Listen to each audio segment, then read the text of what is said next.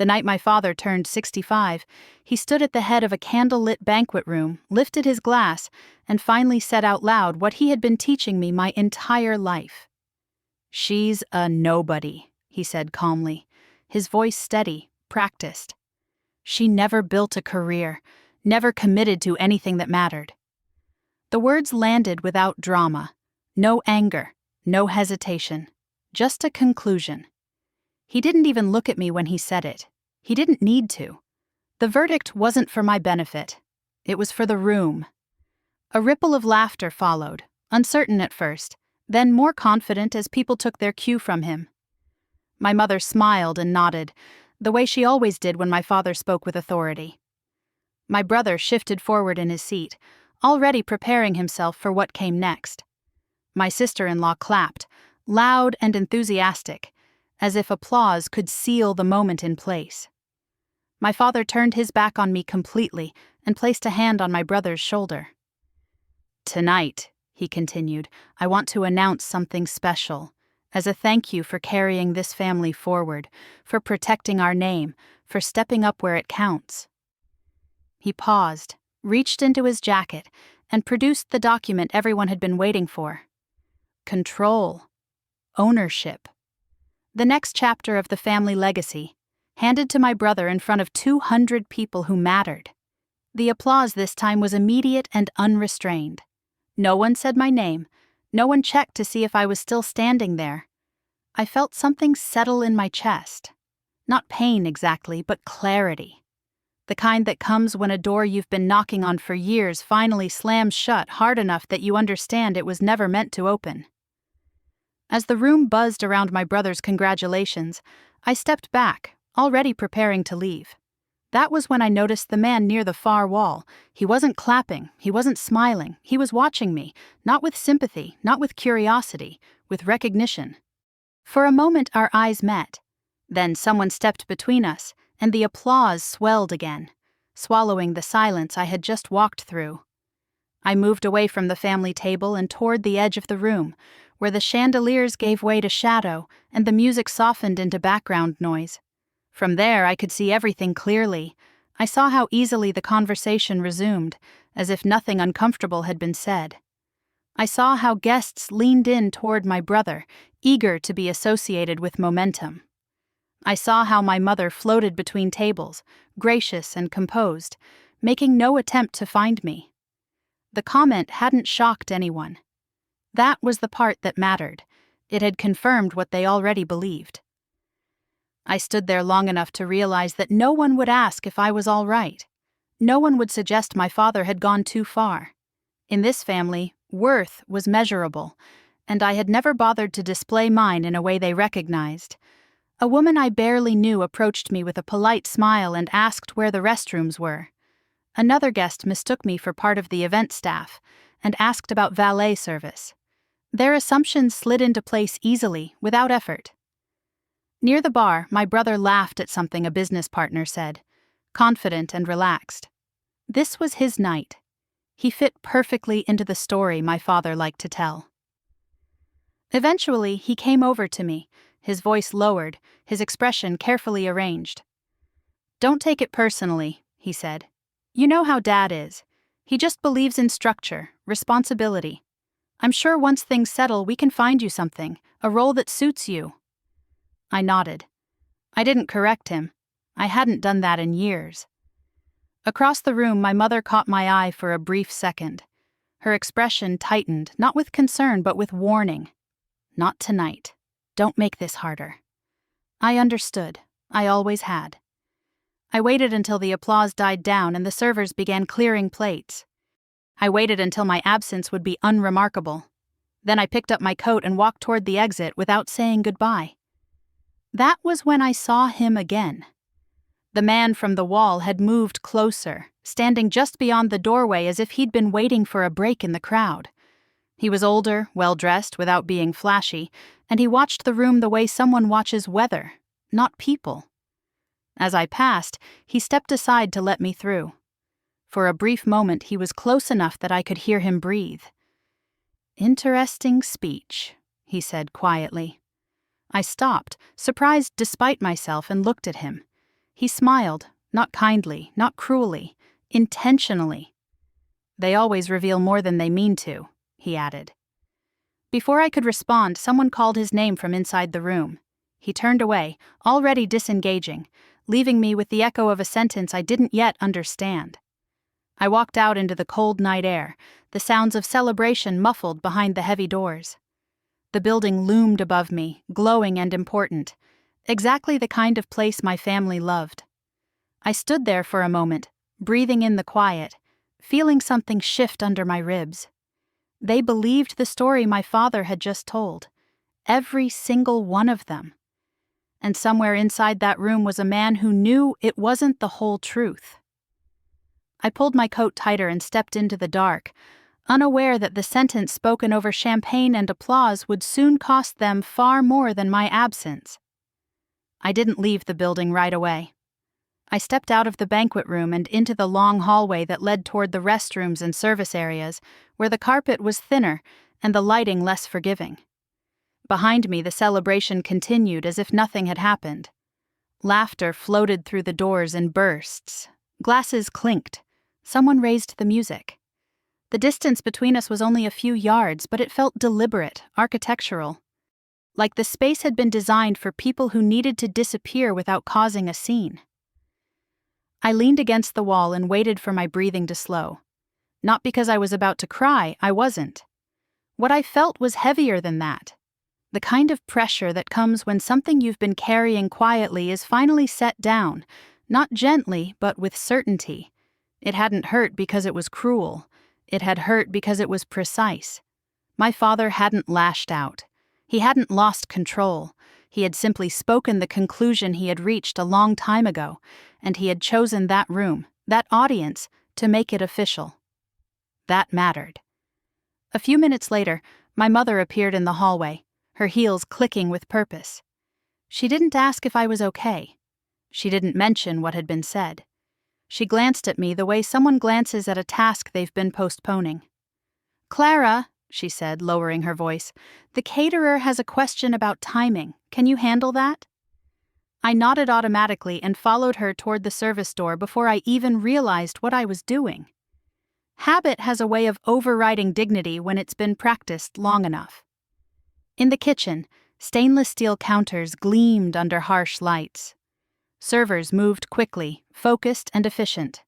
No one here knew who I was supposed to be. No one had heard my father's speech. They spoke to me plainly, asked direct questions, accepted my answers without judgment.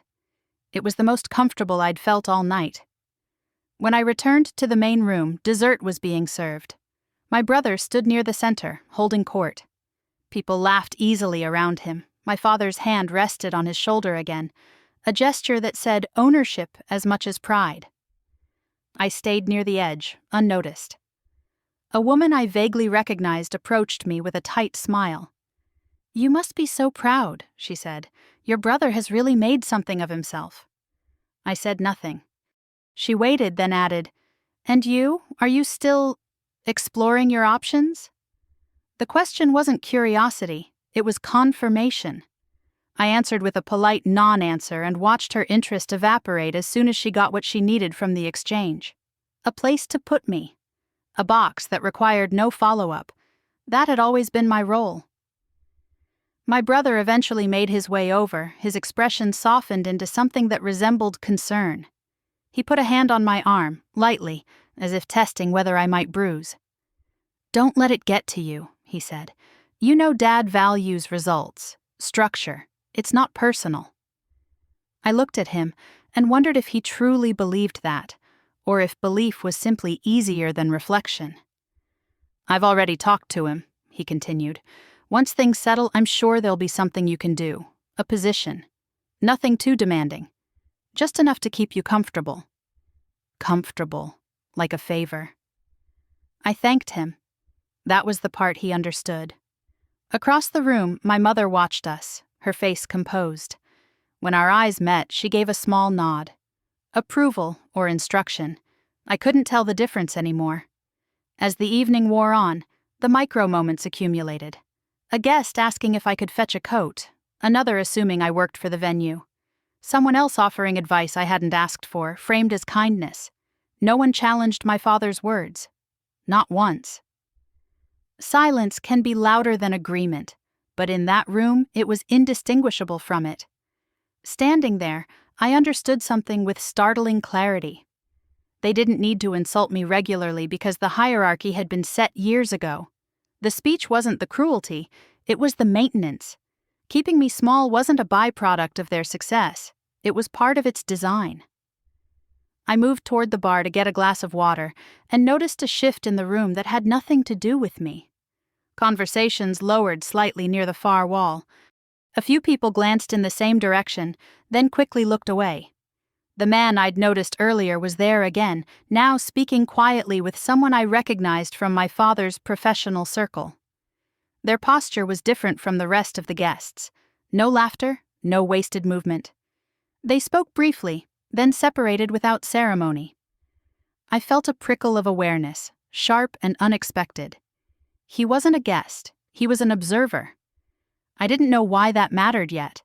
I only knew that something about the way he watched the room made me feel seen in a way my family never had. Not emotionally, strategically. I checked my phone. Messages had come in while I was away from the table. Not from my parents, not from my brother. From people who spoke to me as if my time mattered. I slipped the phone back into my purse and took one last look at the room. My father was mid-conversation, confident, animated, completely unaware that anything about this night could be questioned. My brother laughed on cue. My mother smoothed the edges. They believed the story was complete. I picked up my coat and walked toward the exit again, this time without hesitation. As I passed the doorway, I felt it before I saw it. That same steady attention. The man looked at me just briefly and gave a single, almost imperceptible nod. Not approval, acknowledgement. I stepped outside into the cold and let the door close behind me.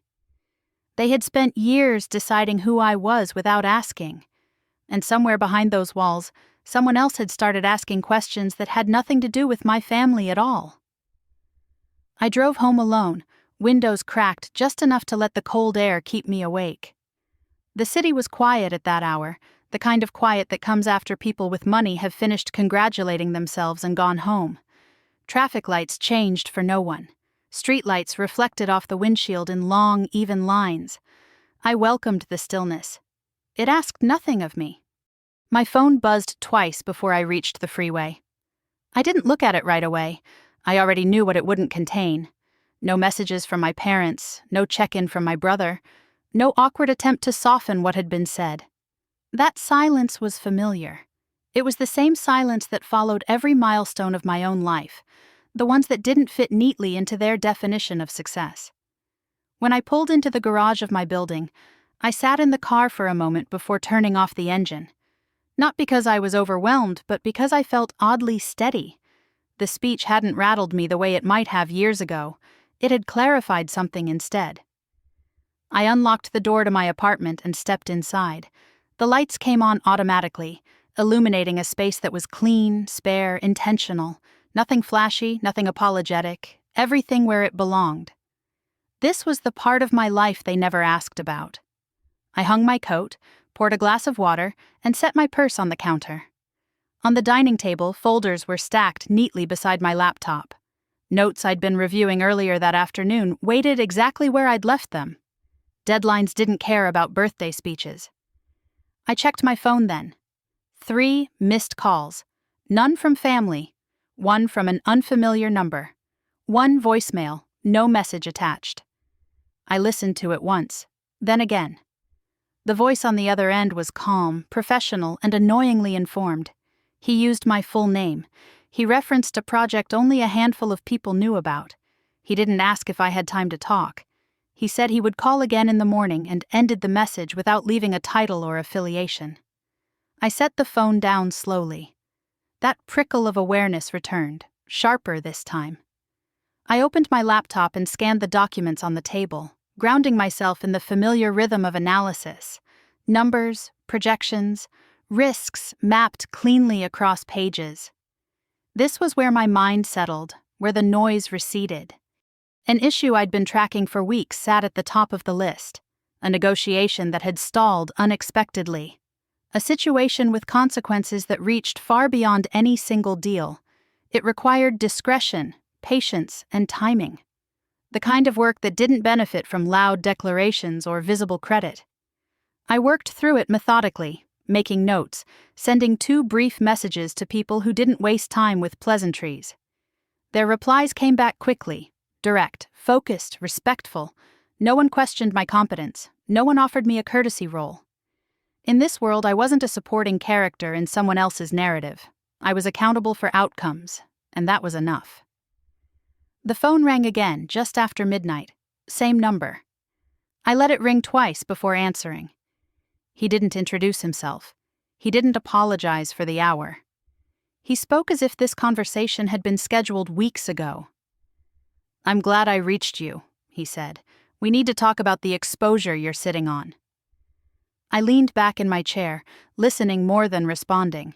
He referenced details I hadn't shared publicly, connections I'd taken care to keep separate, not in a threatening way, in a factual one, as if we were already past the point of discovery and moving into assessment. "Before you say anything," I told him, "you should know I don't discuss my work without context." There was a pause. Then a faint note of approval. "That's why I called you directly," he said. "We'll speak soon, on your terms." The line went dead. I stared at the phone, then placed it face down on the table. Someone was mapping my world. Carefully. Intentionally. I didn't panic. Panic was for people who had something to hide or something to prove. I had neither. What unsettled me was the timing. I pulled up a different set of files and cross-referenced them with the issue my brother had triggered earlier that week, the one he thought was clever. The overlap wasn't obvious at first glance, but it was there. Regulatory language, shared interests, a corridor my family believed they controlled. I exhaled slowly. They had been making decisions assuming I was irrelevant. I closed the laptop and walked to the window. From my living room, the city stretched out in a grid of light and shadow. Somewhere across town, my parents were probably still awake, replaying the night, congratulating themselves on clarity and control.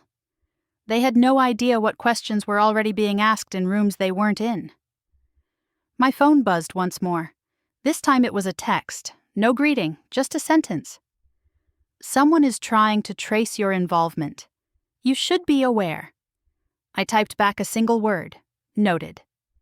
I turned the phone off after that and let the apartment settle into silence. I moved through my nightly routine with the same care I brought to everything else, locking doors, setting alarms, aligning tomorrow in my mind. As I lay in bed, the image of my father at the podium surfaced briefly. His certainty. His comfort in reducing a life to a sentence. For the first time, I felt no urge to correct him. Let them believe what they needed to believe. Let them underestimate the cost of doing so. Because while they were busy deciding I was nothing, someone else had started paying attention.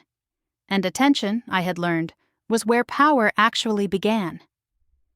There was one name that never came up that night, and once I noticed its absence, I couldn't stop seeing the shape it left behind. My father's birthday celebration had been carefully curated. Photographs lined the walls, charting decades of milestones and manufactured harmony, promotions, anniversaries, group vacations chosen to flatter the narrative. But there were gaps that no one commented on. Empty spaces where a story should have continued but didn't. Families don't forget people by accident. They erase them. I realized that as I stood in my apartment the next morning, coffee cooling on the counter, staring at a slim leather folder I hadn't opened in years. It sat on the bottom shelf of a bookcase, tucked behind annual reports and binders labeled with projects that had come and gone. I hadn't hidden it so much as placed it where it wouldn't ask to be explained. I took it down and opened it on the table. Inside was a single letter, yellowed slightly at the edges, the paper heavier than what most people used now. The handwriting was neat, deliberate, unmistakably familiar, a signature I had never seen displayed in my parents' house, never heard spoken aloud. My aunt, Eleanor. She was my father's older sister. Or at least she had been, before the family decided she wasn't. The letter wasn't long. It didn't need to be. It spoke about responsibility and foresight, about choices that didn't always look sensible in the moment. It mentioned decisions made quietly, structures built without applause. It ended with a sentence that had stayed with me since the first time I read it. Some legacies are designed to survive their owners. I closed my eyes and let the memory surface, the one my parents had spent years teaching me to doubt. I was 14 the first time I asked about Eleanor. We were sitting at the dining table, the good china out for no reason I could remember. I had found an old photograph in a drawer and asked casually who the woman standing next to my father was. The silence had been immediate. My mother's hand froze mid-motion. My father's expression hardened in a way I hadn't seen before. He told me flatly that it wasn't appropriate to ask questions about people who made poor choices. My mother changed the subject. Later that night, she came into my room and told me, gently but firmly, that curiosity could be dangerous if it wasn't controlled. I didn't ask again. As an adult, I understood what had happened. Eleanor hadn't disappeared because she was a failure. She had disappeared because she refused to be managed. Back in the present, I reread the letter slowly, this time with context my younger self hadn't possessed. There were references to entities that no longer existed on paper, arrangements that had been dissolved and reformed under different names. It wasn't a confession, it was a map, and it intersected cleanly with the issue that had been pressing on my attention for weeks. The stalled negotiation, the regulatory scrutiny, the sudden interest from people who didn't care about my last name, only about patterns and influence. Eleanor's work hadn't vanished. It had been absorbed, redirected, and eventually inherited in a way my father couldn't control. That was the inheritance my family never talked about. Not money, not property, leverage. I sat back and let the implications settle. My father's need to define success loudly. His intolerance for ambiguity, his insistence on loyalty over competence. None of it was incidental. He had watched what happened when someone in the family operated beyond his reach, and he had built a system designed to prevent it from happening again. Keeping me small hadn't been neglect, it had been containment. My phone buzzed on the table, pulling me out of the thought. A message from the same unknown contact as the night before, this time more direct. We are looking at historical consolidation tied to current exposure. Your perspective would be valuable. I didn't reply immediately. Instead, I picked up the letter again and turned it over, noting a detail I had missed before. A date. A reference to a trust that had been dissolved just months before Eleanor's name vanished from family conversations. I understood then why my curiosity had always unsettled them, why independence had been framed as instability, why my questions had been treated like defiance. If I had followed the path they approved of, I would have been visible and harmless. Instead, I had learned to move quietly, to build without announcing myself, to pay attention to what wasn't being said. The family's behavior reframed itself in my mind, snapping into a shape that was suddenly impossible to ignore. The condescension, the casual dismissal, the insistence that I needed guidance. All of it had served a purpose. I wasn't supposed to remember Eleanor. I wasn't supposed to notice patterns. I wasn't supposed to be relevant. Another message came through, this one shorter. Others are pulling on the same thread. That was the risk Eleanor had written about. Not exposure, but convergence. When separate lines of inquiry began to meet, the story changed. I typed a response, choosing my words carefully. I'm aware. Timing matters. I set the phone down and stood, walking to the window again. The city moved below, indifferent and relentless. Somewhere within it, people were piecing together histories my family had spent decades smoothing over. For the first time, I felt the full weight of the choice in front of me. I could keep the folder closed, keep the letter where it was, and let events unfold without my interference. Or I could step closer to the truth and accept that nothing would remain neatly contained. I looked back at the table, at the quiet proof of a legacy my family had been afraid to name. This wasn't the inheritance they celebrated at banquets and podiums. It was the one they had buried. And now, it was breathing again. The first sign that something had shifted wasn't dramatic. It was an unanswered email. It sat in my outbox for an entire afternoon, marked as read but untouched, sent to someone who normally replied within minutes. By evening, a meeting that had been penciled in for weeks was quietly postponed. No explanation offered. The calendar adjusted itself around the absence, as if nothing unusual had occurred. Systems rarely announce when they're destabilizing. They hesitate. I noticed the pattern over the next few days. Conversations that used to move smoothly now stalled. Decisions were deferred. Language softened. People who had once spoken with certainty began asking questions they should have already answered. And threaded through all of it was my brother's name. I didn't hear about his decision directly. That wasn't how information moved in our family. It arrived secondhand, wrapped in confidence and praise, delivered as proof that he was stepping fully into his role. He had pushed through a restructuring tied to the family business, fast and publicly. A move designed to demonstrate leadership after my father's birthday speech, to reassure everyone that succession was not only planned but underway. The announcement was polished, the messaging confident, the timing deliberate. The substance, however, was thin. He had prioritized optics over stability, speed over alignment. In doing so, he had exposed a fault line that had been quietly managed for years. The kind of fault line that didn't collapse immediately, but shifted just enough to make everything built on top of it uncertain. My phone rang late that afternoon. This time, the number was familiar. The woman on the other end didn't waste time with pleasantries. She never did. "We're seeing hesitation," she said. "People are reassessing exposure. Your family's move accelerated that." I asked one question. She answered it directly. That was the difference. She wasn't calling because of my last name. She was calling because I understood the system my brother had just disrupted. Because I had been working within its constraints quietly, long before anyone thought to notice. "I'm not involved," I told her. "I know," she said. "That's why I'm calling you."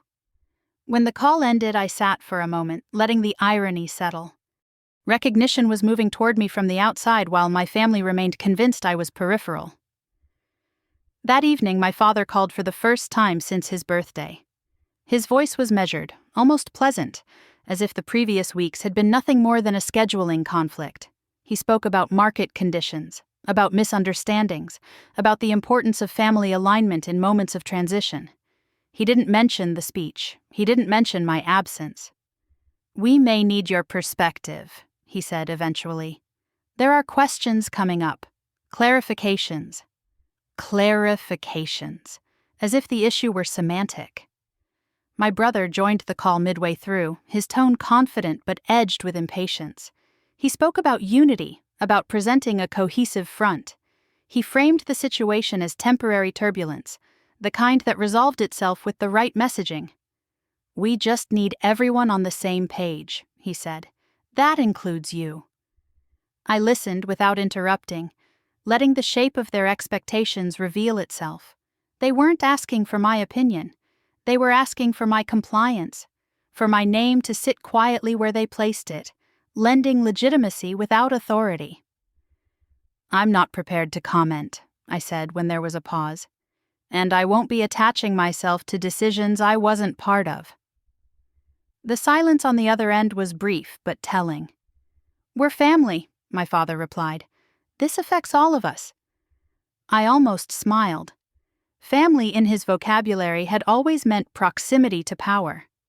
After the call ended, the consequences unfolded quickly, though not visibly. A partner withdrew from a tentative agreement. A regulator requested additional documentation. A process that had once moved on assumption now required proof. My brother misread the resistance as external interference. He doubled down, issuing reassurances that rang hollow to anyone paying attention. Reminder after reminder went out, each one less effective than the last. From a distance, I watched the dynamic shift.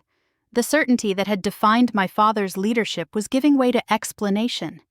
Explanation in their world was weakness.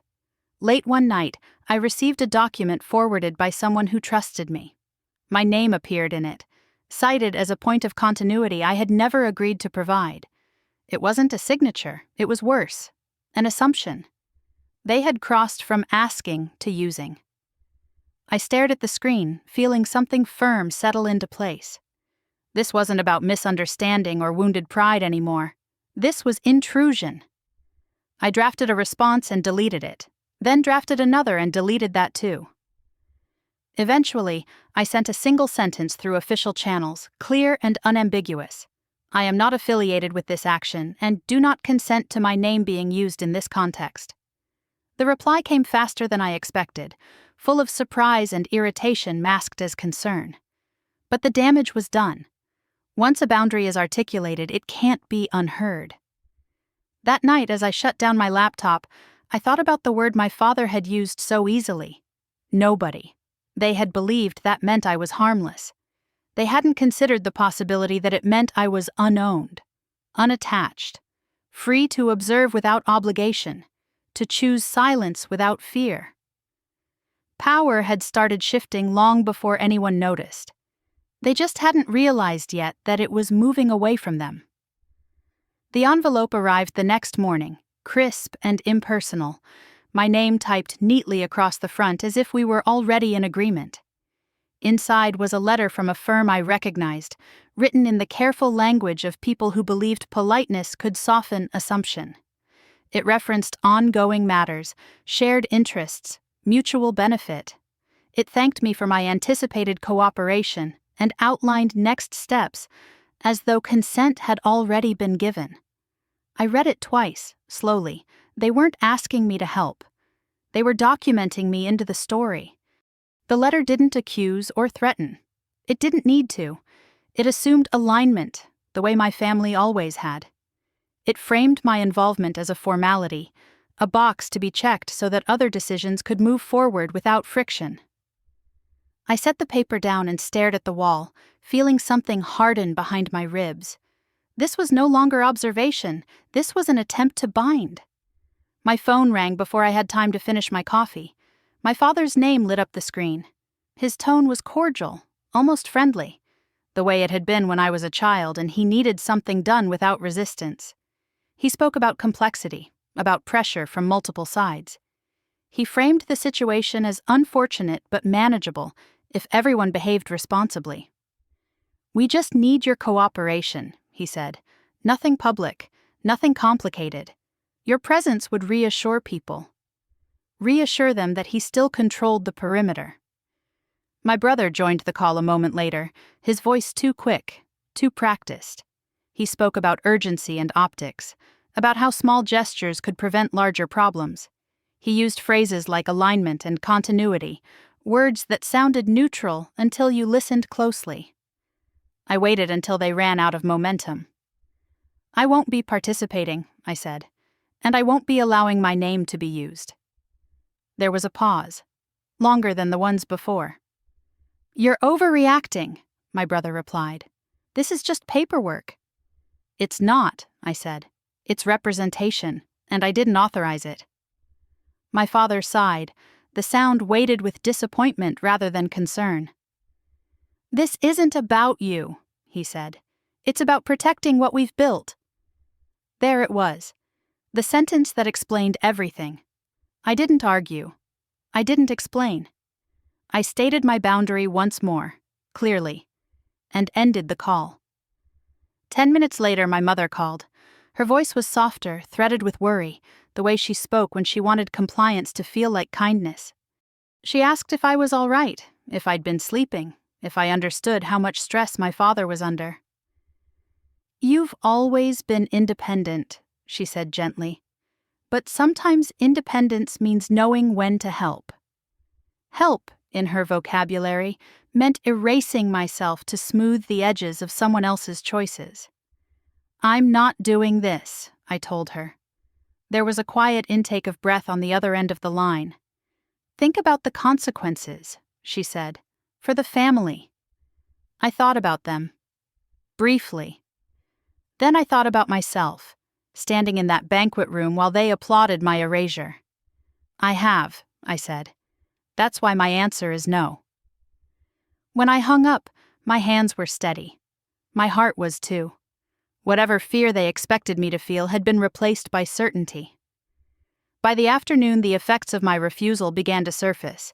A process that had been moving on assumptions slowed to a crawl. Requests for clarification multiplied. Questions were asked in rooms my family didn't control. The confidence that had carried my brother through his announcement started to fray at the edges. He called again that evening, his tone sharper now. "You're making this harder than it needs to be," he said. "People are watching." "I know," I replied. "That's the point." The line went dead.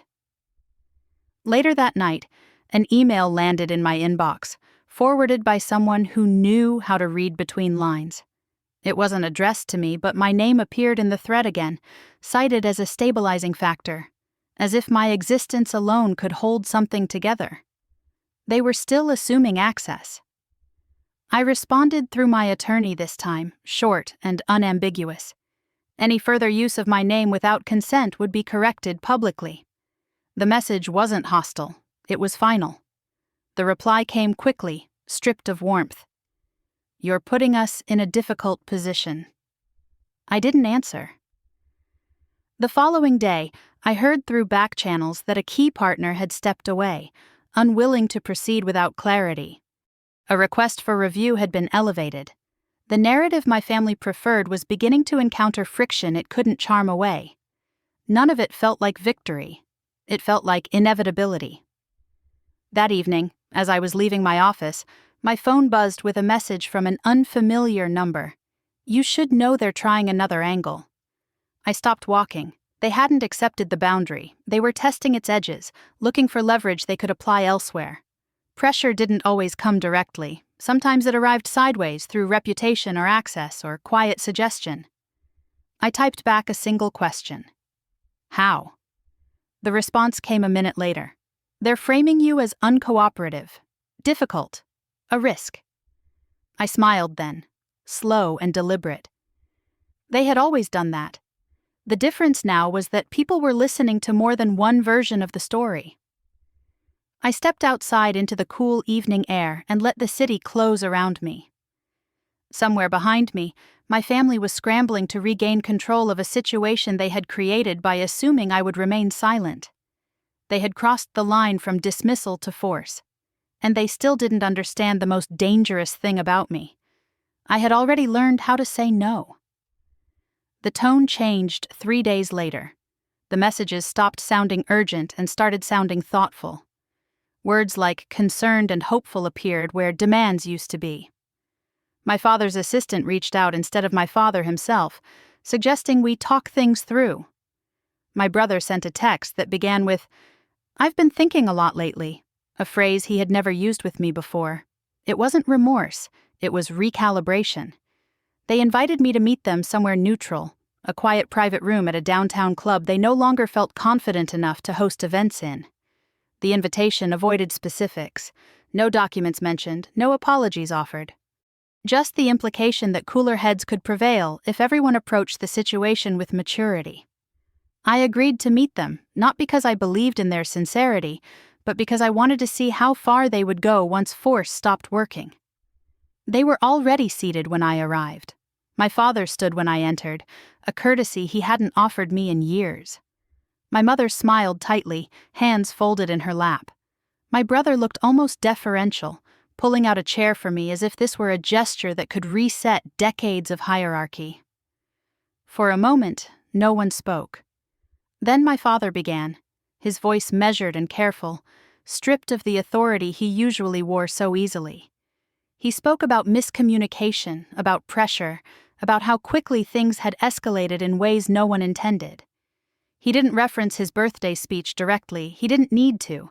The omission was its own acknowledgement. My mother followed, her eyes bright with controlled emotion. She talked about family bonds, about how much she hated seeing division. She framed our distance as mutual loss, not as consequence. My brother waited his turn and then surprised me. "I underestimated you," he said. "That's on me." It was the closest thing to an admission I had ever heard from him.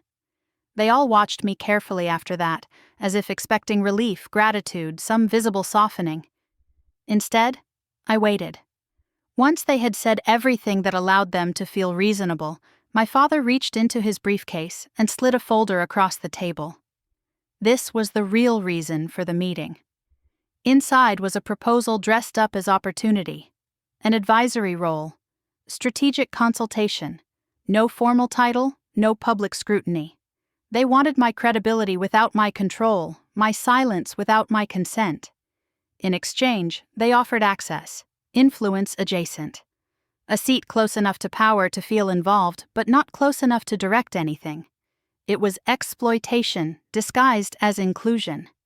They spoke about how this arrangement would benefit everyone, how it would stabilize perception, how it would allow us to move forward together. The word "together" was repeated often, as if repetition could manufacture truth. I asked questions instead of responding. What authority would I have? How would decisions be made? What protections were in place if strategies conflicted? Who carried liability? The mood shifted subtly as I spoke. My brother's jaw tightened. My father's fingers tapped once against the table. This wasn't how they expected the conversation to go. They had mistaken proximity for leverage. "You're overcomplicating this," my brother said finally. "We're offering you a way back in." There it was, back in, as if I had ever been fully out. "I'm asking because I need clarity," I said evenly. "If I'm expected to attach my name to something, I need to understand what I'm standing behind." My father's expression hardened just enough to remind me of who he was when he felt challenged. "We don't have time for this kind of scrutiny," he said. "The situation requires trust." Trust, in this family, had always flowed upward. The silence that followed stretched thin, brittle. My mother reached for her glass and took a careful sip, avoiding my eyes. My brother leaned back in his chair, impatience creeping through his composure. "If you don't help us," he said, "this could get messy. People might start asking why you're refusing." The threat was small, almost polite. But it was there. That was the moment I knew they were incapable of seeing me as anything other than a resource to be managed. I closed the folder and slid it back across the table. "I'll consider it," I said. The relief in the room was immediate and unguarded. My father nodded once, satisfied. My brother exhaled as if a problem had been solved. My mother reached out and touched my hand briefly, her smile warmer now. "Thank you," she said. "I knew you'd come around." I didn't correct her.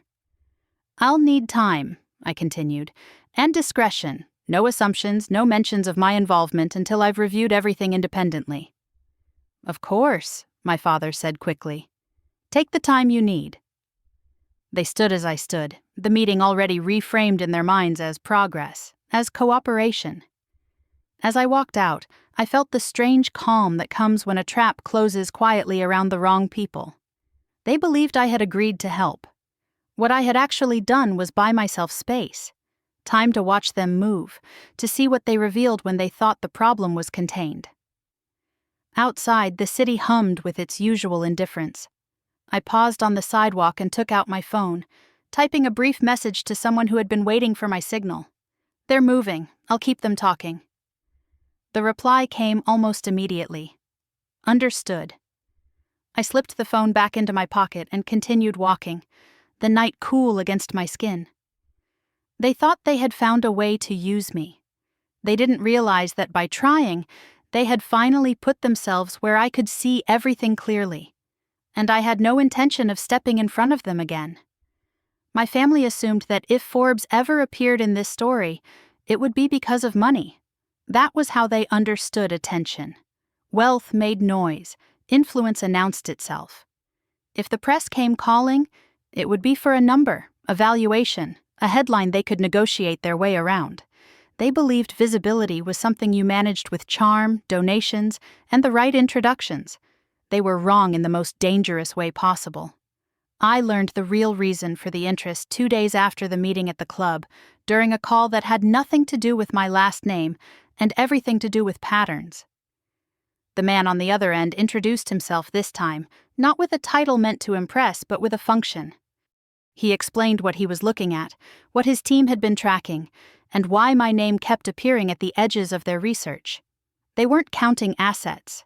They were mapping behavior, long-term influence, quiet consolidation, decisions made without spectacle that reshaped entire corridors of an industry over decades, the kind of power that didn't announce itself because it didn't need to. Forbes isn't interested in individuals right now, he said. We're interested in systems. You intersect with one we can't explain without you. That was the moment I understood how far beyond my family's imagination this had already gone. He spoke carefully, professionally, as if we were discussing a case study rather than something that would destabilize reputations. He referenced transactions and structures that overlapped neatly with the fault lines my brother had exposed in his rush to appear decisive. The same pressure points, the same assumptions about control. My family's name came up not as a headline but as context. "And you?" I asked. "You're the anomaly," he said. "You don't fit the pattern we expected." When the call ended, I sat very still, letting the weight of that settle. Forbes wasn't chasing spectacle. They were documenting inevitability. That afternoon, my father called again. This time, he sounded almost optimistic. He talked about progress, about how the worst of the turbulence seemed to be passing. He mentioned conversations he'd had, reassurances he'd received. He believed the strategy was working. "We're stabilizing," he said. "If we stay disciplined, this will blow over." I let him talk. I didn't interrupt. I didn't correct him. Later, my brother sent a message outlining next steps, CCing people who had no idea they were already standing on compromised ground. He wrote with the confidence of someone who believed silence meant success. They thought the danger had been neutralized because nothing dramatic had happened yet. That evening, I met with the Forbes representative in person, in an office that valued function over display. No framed covers on the wall, no overt branding, just documents, screens, and a level of focus that made social maneuvering irrelevant. He laid out their timeline, not aggressively, matter-of-factly, final confirmations, cross-references, independent verification, publication window approaching, not tomorrow, not tonight. Soon enough that decisions made now would matter. "This isn't about exposing anyone," he said. "It's about explaining how we got here." "How much control do you expect from me?" I asked. He looked at me for a moment, assessing. "None," he said. "We want accuracy. If you choose not to comment, the record still stands." That was the difference my family would never understand. There was no negotiation, no angle to play.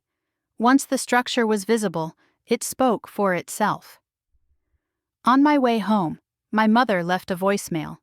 She sounded lighter than she had in weeks. She talked about how nice it would be to have dinner together soon, how everything felt like it was finally calming down. She didn't ask me anything directly. She assumed proximity again, the way she always had when she believed things were under control. I didn't call her back. That night, I sat at my kitchen table with Eleanor's letter spread out in front of me. The words familiar now, in a way they hadn't been before. Some legacies are designed to survive their owners. My family thought legacy was something you handed down with speeches and applause.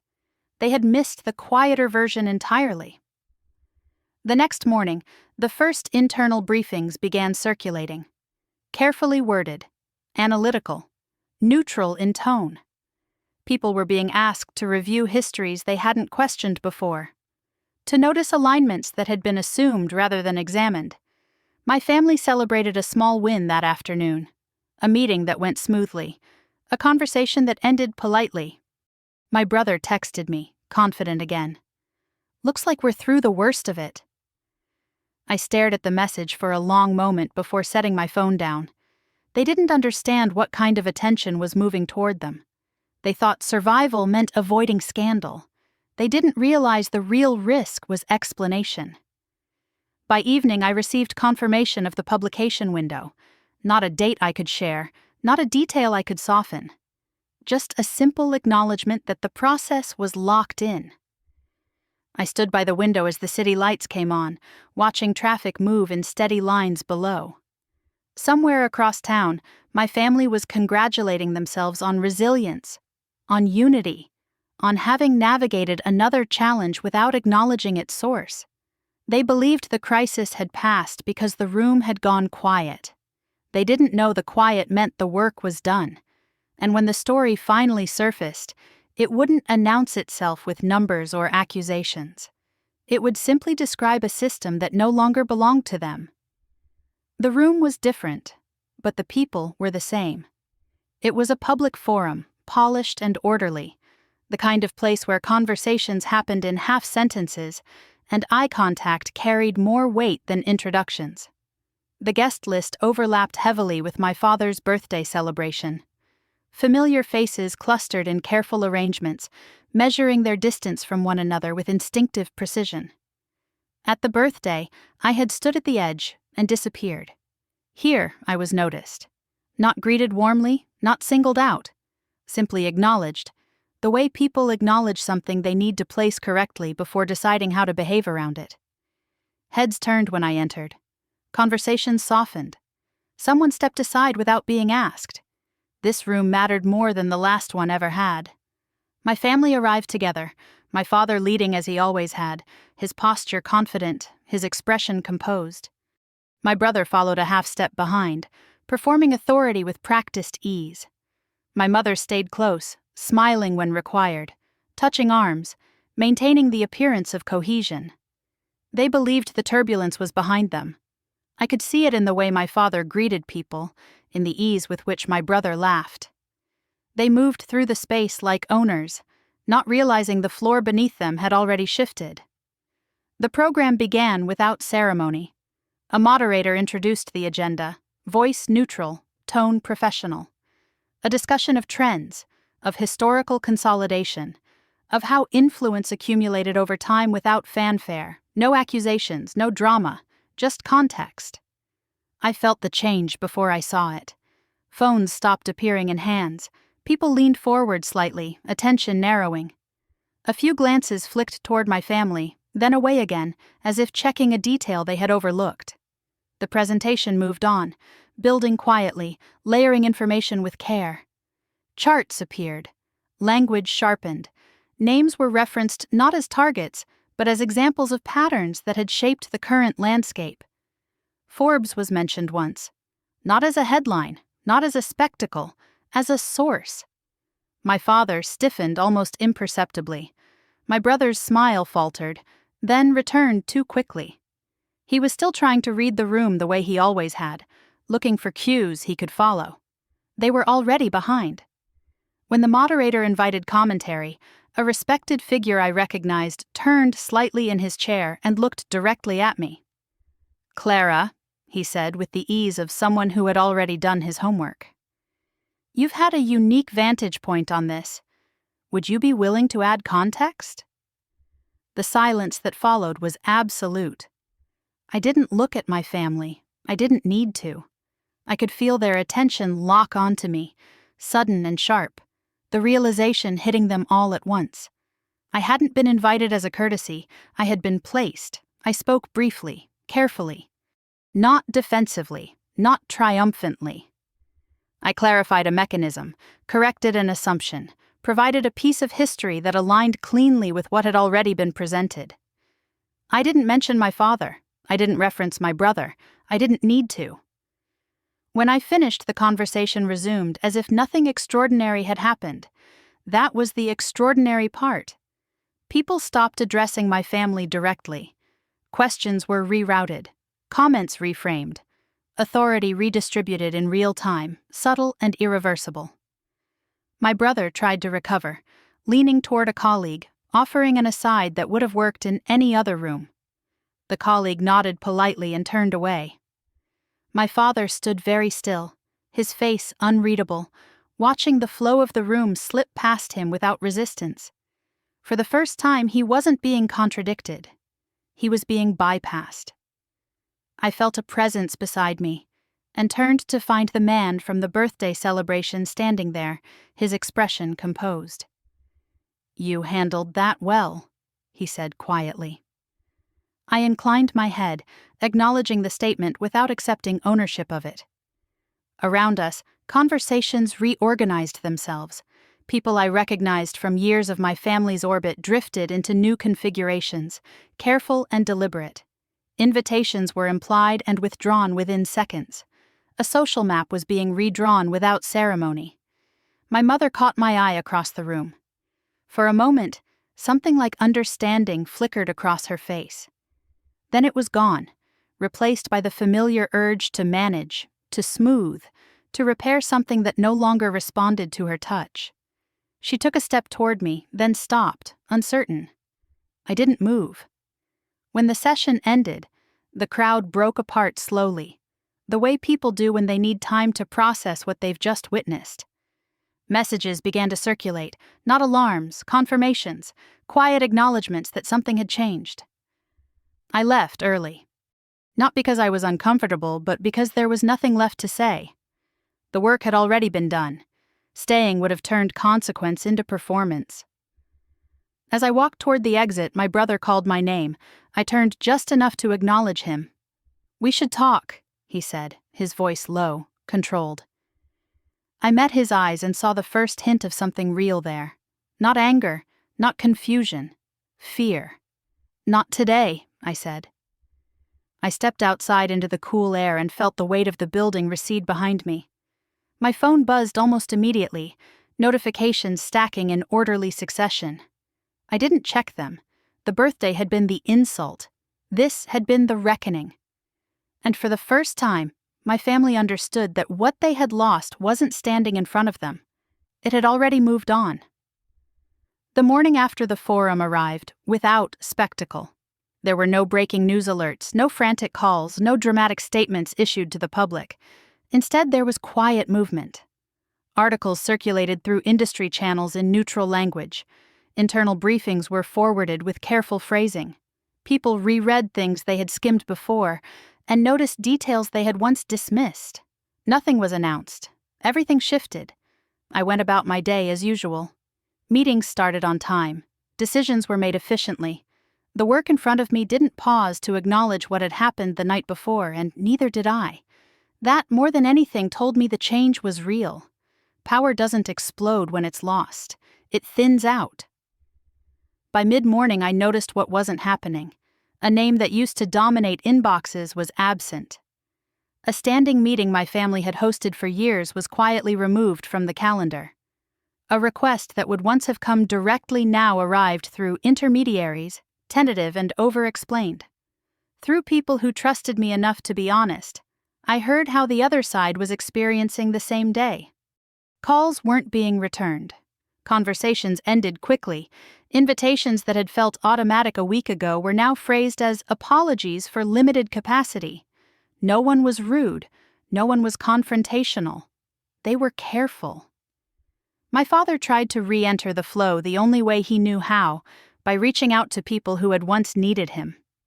He spoke confidently, framing the previous evening as informative, productive, a sign of healthy discourse. The responses he received were polite but brief. The warmth that had sustained him for decades wasn't there anymore. He wasn't being challenged, he was being sidelined. My brother struggled more visibly. Without certainty to lean on, he overcompensated. Emails grew longer, explanations more detailed. He began justifying decisions instead of directing them, a subtle shift that didn't go unnoticed by people who understood hierarchy. Leadership, once questioned, doesn't recover quietly. By the afternoon, the first message from my family came through. It wasn't an apology. It wasn't an acknowledgement of what had changed. It was framed as concern. "Just checking in," my mother wrote. "Yesterday was intense. We should talk." I read it once and didn't respond. A few hours later, my father sent a longer message, formal in tone, asking if I had time to discuss next steps. The language was careful, unfamiliar. He didn't assume availability. He requested it.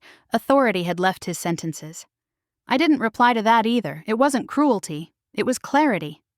They were still approaching this as something that could be negotiated, repaired, managed with the right conversation. They believed access to me was the missing piece. They hadn't yet understood that access was what they had lost.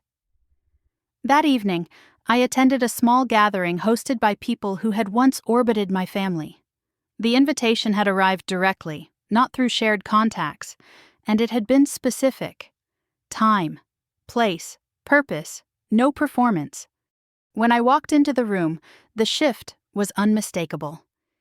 People greeted me without hesitation. Not effusively, correctly. Conversations adjusted to include me, not out of politeness, but because my presence made sense there. Someone asked my opinion and waited for the answer. Across the room, I noticed a familiar couple who had laughed at my father's speech weeks earlier. They saw me, paused, then turned back to their conversation without approaching. Avoidance has its own language. My family wasn't there. I learned later that they had been invited and declined, citing scheduling conflicts. That was the version offered publicly. Privately, the explanation was simpler. They no longer knew how to enter rooms like this. The loss wasn't dramatic, it was cumulative. It showed up in the widening distance between people at events, in the way conversations angled away, in the absence of follow-up questions. Social capital doesn't disappear overnight. It erodes when people stop believing in the story that once justified it. Late that night, my brother called. I watched his name light up my phone and let it ring until it stopped. A minute later, a text followed. "We need to talk.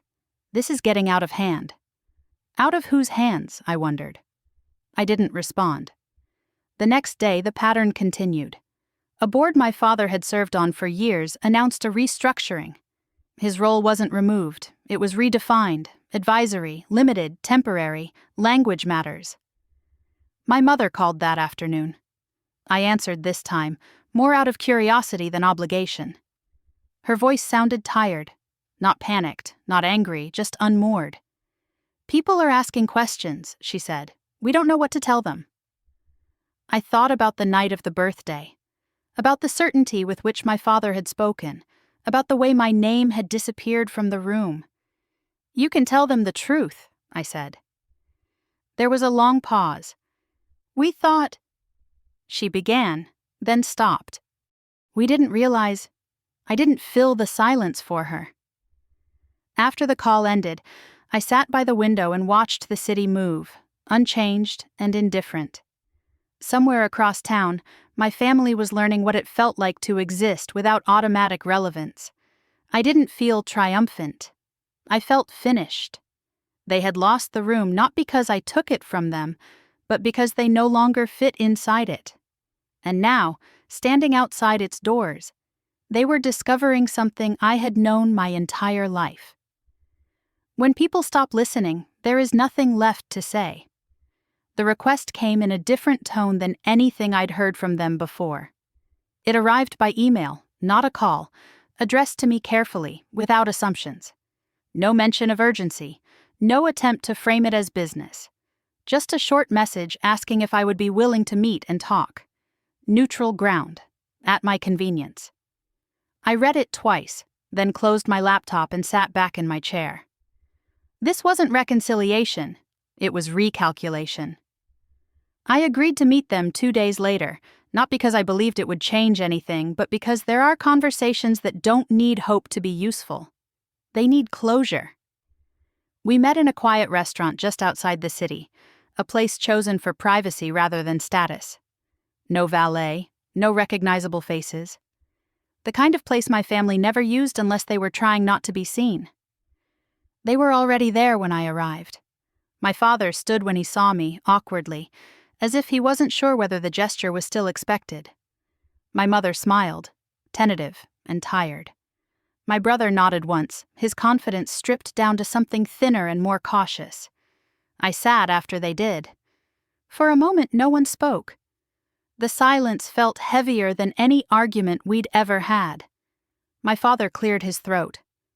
"I think things may have gone further than anyone intended," he said carefully. "I want to understand how we got here." The sentence was familiar. It placed the problem somewhere abstract, safely away from personal responsibility. My mother leaned in next. "We don't want this distance," she said softly. "It doesn't feel right." She looked at me as if the feeling itself were evidence. My brother spoke last. "There's been a lot of pressure," he said. "Expectations. Maybe we all made assumptions." Assumptions. Passive. Bloodless. I listened without interrupting, watching the way each of them spoke from a different place of loss. My father had lost authority. My brother had lost momentum. My mother had lost proximity.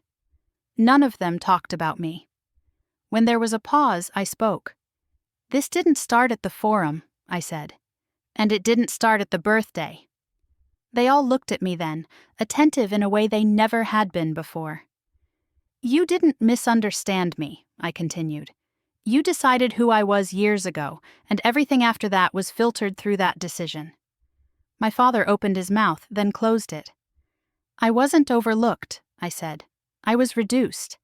And every time I tried to show you something real, it was dismissed because it didn't fit the role you'd already written for me."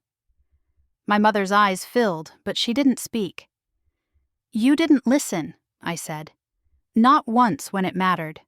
You listened when it was convenient, when it made you feel generous or patient. But you never listened when it would have required you to revise your own story." My brother shifted in his seat. "That's not fair," he said quietly. "It is," I replied. "Fairness just feels different when it's finally applied evenly." The silence returned, thicker this time. Eventually, my father spoke again. "What do you want us to do now?" he asked. The question was earnest. It was also revealing. They still believed there was a solution that restored what they had lost. "I don't want anything from you," I said. "And I'm not offering anything either." My mother frowned, confusion flickering across her face. "We can try again," she said. "We can fix this." Fix, as if the damage were mechanical. "There's nothing to fix," I said. "There's only something to accept."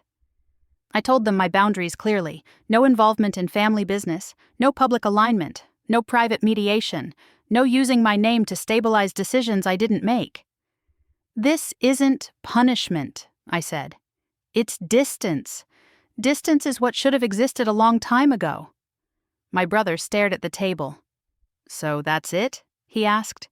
"You're just done?" I considered the question. "I'm done explaining," I said. "I'm done shrinking. I'm done being available on terms that require me to disappear." My father's voice was quieter when he spoke again. "Is there anything we could have done differently?" The question hung between us, fragile and late. "Yes," I said. "You could have listened before I stopped talking." No one responded. We sat there for a few more minutes, the conversation exhausted, the outcome unavoidable. When I stood to leave, they didn't try to stop me. My mother reached for my hand, then let it fall back to the table.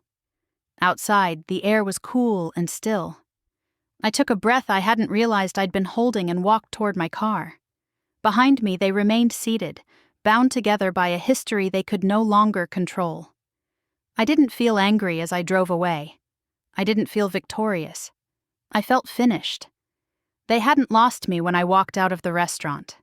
They had lost me years ago, the first time they decided who I was without asking. This was just the moment everyone finally understood it. The silence afterward was the strangest part. Not the kind of silence that follows an argument, sharp and waiting to be broken, but the kind that settles in when something has ended cleanly. No follow-up messages, no accidental calls, no attempts to soften what had already been said. Days passed, then weeks. My phone stayed quiet in a way it never had before, and for the first time, that quiet didn't feel like rejection. It felt like space.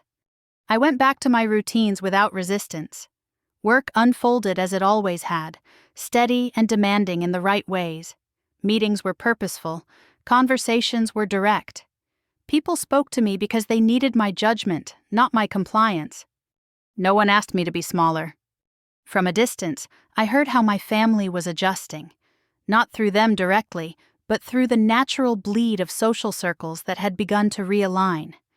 My father stepped back from roles he once held without question. His name still carried recognition, but not momentum. My brother remained in place, technically, but the confidence that had once carried him was gone. He spoke more carefully now, listened more than he talked. My mother withdrew the most. Invitations slowed, her world narrowed, not dramatically, quietly. I didn't intervene, I didn't comment, I didn't explain. Consequences don't require supervision.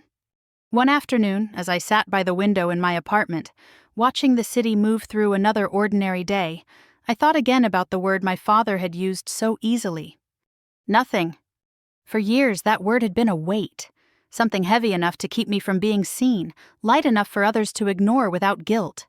It had shaped expectations, justified dismissals, excused silence. But words don't belong to the people who use them. They belong to the people who live with them. Nothing, I realized, had given me something they never had. Nothing meant unclaimed, unowned, untethered to anyone else's vision of who I should be. Nothing meant I built without permission. It meant I learned to listen when rooms went quiet, to watch what people did when they thought no one important was paying attention, to understand systems rather than perform inside them. Nothing had taught me patience, timing, restraint. And when the moment came, nothing had left me with nothing to lose. That was the part my family never understood. They thought power lived in visibility, in applause, in being recognized as essential. They believed authority had to be declared to exist. That legacy required witnesses. They never noticed how much control they gave away by needing to be seen. My power had never been loud. It didn't need to be. I could choose when to step forward and when to disappear, and both choices were mine. That was the victory. Not the room turning, not the invitations changing, not the looks of belated recognition. The victory was waking up each day without the weight of being misunderstood by people who refused to know me. The victory was silence that no longer asked me to fill it. I didn't block my family, I didn't cut ties dramatically, I simply stopped being available in ways that erased me. If they ever reached out again, it would have to be with curiosity instead of expectation.